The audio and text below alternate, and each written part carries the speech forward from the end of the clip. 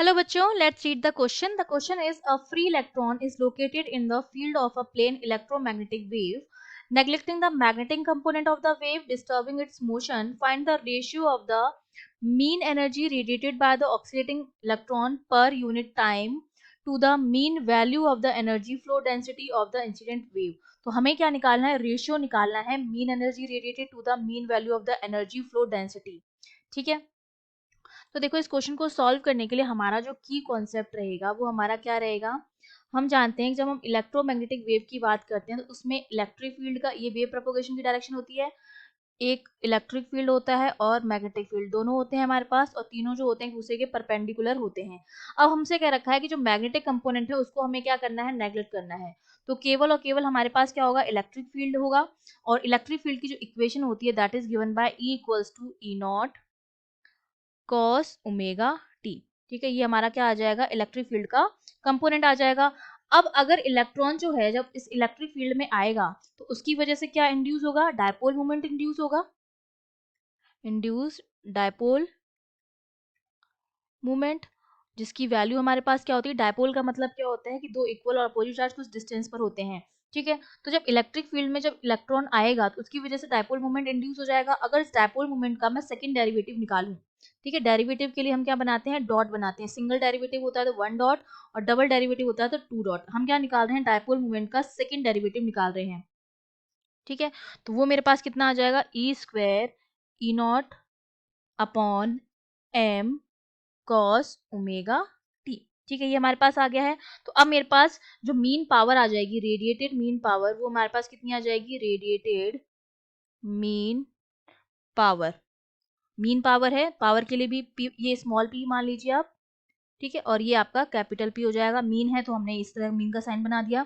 ये हो जाएगा k की जगह हम लिख सकते हैं 1/4 pi epsilon not 2/3c cube, और यहाँ पर वैल्यू आ जाएगी p का स्क्वायर होता है डायपोल मोमेंट का स्क्वायर, तो ये हो जाएगा E square E nought upon m का स्क्वायर, और कॉस ओमेगा टी का ये हो जाएगा इनटू हाफ।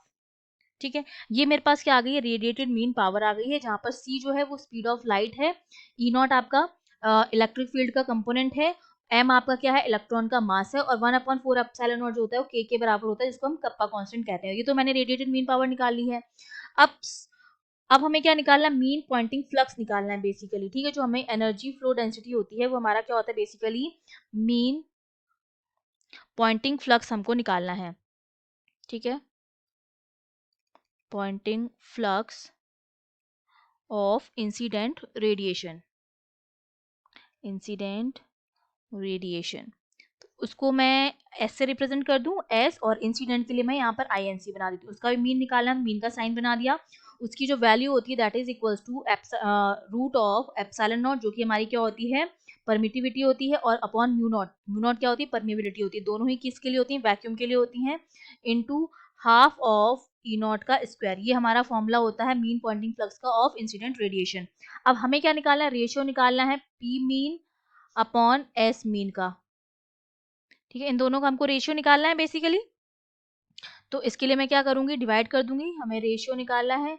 तो देखो p की वैल्यू हमने कितनी निकाली थी, 1/4 पाई एप्सिलॉन नॉट 2/3, जो हाफ था उससे मल्टीप्लाई कर दिया, 2/3 c क्यूब था नीचे, और ब्रैकेट में आपके पास था ई स्क्वायर। ई यहाँ पर क्या है, चार्ज ऑफ इलेक्ट्रॉन है, ई नॉट अपॉन एम का स्क्वायर। ठीक है, और जब इसको हम डिवाइड कर देंगे, ये तो हमारे पास क्या हो गई, इसकी वैल्यू हो गई, सारी वैल्यूज रख दी हमने, इसका स्क्वायर था, डिवाइड बाय इसकी वैल्यू रखेंगे, ये हमारे पास वैल्यू क्या है, under root of epsilon naught upon mu naught into half E naught square. देखो ई नॉट स्क्वायर से ई नॉट स्क्वायर तो आपका क्या हो जाएगा, कैंसिल आउट हो जाएगा, और ये सारी वैल्यूज रख के जब हम इसको सॉल्व करेंगे 2 से 2 कैंसिल आउट हो जाएगा, तो ये आपके पास बचेगा म्यू नॉट का स्क्वायर डिवाइड बाय 6 पाई, और एप्सिलॉन नॉट से एप्सिलॉन नॉट भी चला जाएगा, एक ही एप्सिलॉन नॉट है, एक ही एप्सिलॉन नॉट है, और यहाँ पर बचेगा ई स्क्वायर अपॉन एम का स्क्वायर। ये आएगा मेरा रेशियो इसके बराबर। I hope you understood well, all the best.